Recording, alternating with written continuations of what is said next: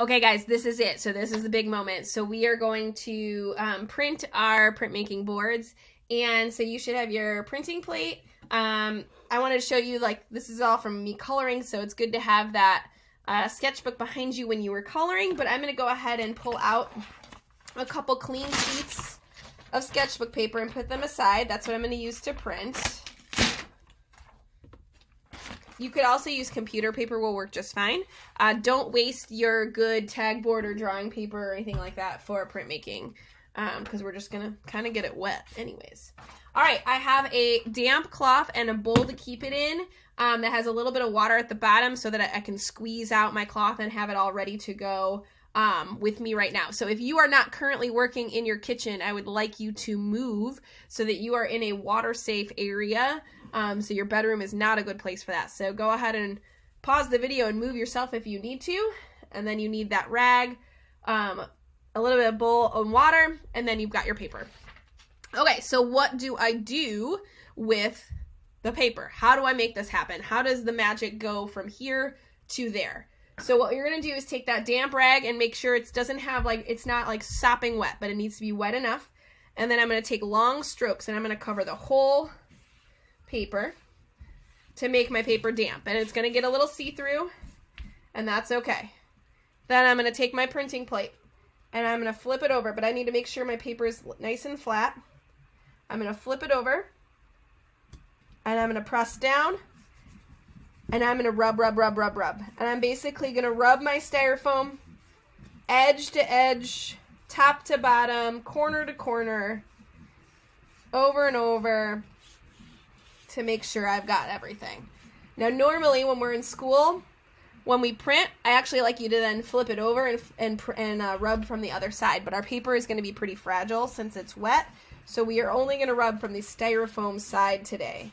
Okay, so again, I kind of put my hand in a fist. I'm holding steady with my other hand as I rub. That's super important. And I want to make sure that I have rubbed absolutely everything on my print before I do the magic of peeling it off. Fantastic. It looks like I should have rubbed a touch more up at the very top, but all in all, I would call this a good print. So you can see that I purposely left some white spaces when I was coloring, and you can see how much marker was removed from the first print. Okay, so it looks pretty cool on here. I would call this a good print. I would go put this somewhere to dry that's nice and flat and it has a space to go. And then I want to show you what a ghost print looks like. You're not going to turn in a ghost print, but this is what helps you kind of clean off your printing plate so that you can color it again. So I'm going to take a bad piece of sketchbook paper that has a little markings on it. Same process. Get that paper nice and wet, not too wet. Whoops. Make sure it's laying nice and flat. Flip over your board and then rub it again. And this time I might, because I don't care if the print turns out or not, I'm going to flip it over to the other side and rub from the other side. And you can kind of see how see-through it is. And that's why we don't want to rub from this side often, because it just kind of ruins the paper. All right. So this is called a ghost print. This is all the marker that I peeled up from rubbing again. So at this point, we are ready to recolor and reprint. You can use the same exact markers and the same exact colors that you used, or you can take your rag and just kind of give it a rinse quick and pull off the color.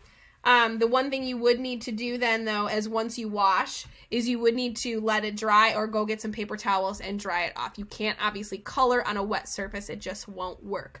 But this is the cool part about printmaking, is now we have a brand new printing plate ready to go, ready to recolor and reprint again. So this is sort of the glory of printmaking. I'm going to go grab some paper towels so that we can talk about what happens next. Okay, voila, I've got a dry printmaking plate. So how would this work? How would we do this all over again? You are just going to repeat those same steps. You would grab your bucket O markers. You would color in the same way or a new way. I always encourage try something new if you didn't like how it turned out the first time. And recolor, and then put it off to the side, grab a piece of paper, wet that paper, and reprint again. If you need to, rewind and watch this video again to make it happen, that's totally fine.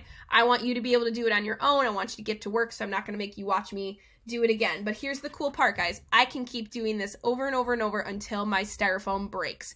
Does it eventually get a little fragile sometimes? Yeah, it does, and that's just from you handling it.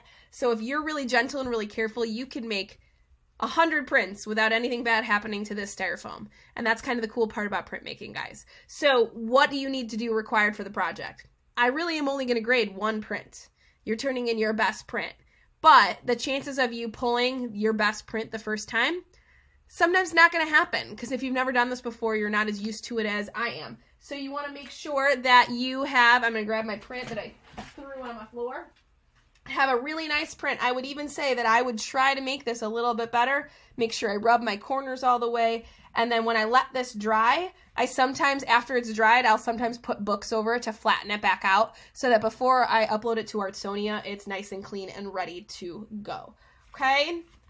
I hope you guys enjoy this kind of styrofoam printmaking at home. I know it's not quite the same as that satisfaction of rolling the ink in class and rolling it onto the brayer and the tray and all that good stuff, but at least we're doing printmaking at home together. All right, guys, have a great one. Enjoy, have fun. I cannot wait to see your prints.